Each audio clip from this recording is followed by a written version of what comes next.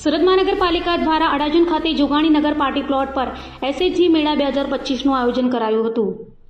કેન્દ્ર સરકારના દીનદયાળ અંત્યોદય યોજના, રાષ્ટ્રીય શહેરી આજીવિકા મિશન અને દીનદયાળ જન આજીવિકા યોજના અંતર્ગત રચાયેલ સ્વસહાય જૂથ એટલે કે એસએચજીના સભ્યો તેમજ પીએમ સ્વનિધિ યોજનાના લાભાર્થી શહેરી ફેરિયાઓને સ્વરોજગાર પૂરો પાડી શકાય તે હેતુથી ભારત સરકારના આવાસ અને શહેરી બાબતોના મંત્રાલય દ્વારા અમલીકૃત દીનદયાળ જન આજીવિકા યોજના અન્વયે સુરત મહાનગરપાલિકા અને ગુજરાત શહેરી આજીવિકા મિશન દ્વારા સ્વસહાય જૂથો એસએચજીની મહિલાઓ દ્વારા ઉત્પાદિત વસ્તુઓના પ્રદર્શન અને વેચાણ માટે 19 સપ્ટેમ્બરથી 25 સપ્ટેમ્બર દરમિયાન સુરત મનપા દ્વારા અડાજણ ખાતે આવેલ જોગાણી નગર પાર્ટી પ્લોટ પર એસએચજી મેળો 2025નું આયોજન કરાયું હતું, જેમાં સુરતના મેયર દક્ષેશ માવાણી સહિતનાઓ હાજર રહ્યા હતા।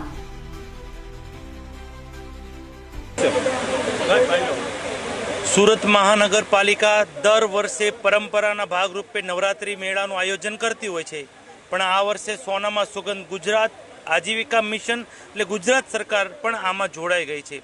આ વર્ષે ભવ્ય મેળો કર્યો છે, 101 જેટલા સ્ટોલનો કર્યો છે। જ્યારે ગણપતિ હોય છે ત્યારે વિસર્જનના દિવસે સ્વસહાય જૂથની બહેનો અને આંગણવાડીની બહેનો જ્યાં વિસર્જનના પોઈન્ટ હોય છે ત્યાં એક સ્ટોલ લગાવવામાં આવે છે। તેમાંથી ગણપતિના વાઘા હોય, ગણપતિના જે કંઈ પહેરવેશ હોય, ઓર્નામેન્ટ્સ હોય એ બધા એકત્ર કરે છે આ બહેનો, અને નવરાત્રિ આવે ત્યારે તેમાંથી ચણિયાચોળી ઓર્નામેન્ટ્સો બનાવતી હોય છે।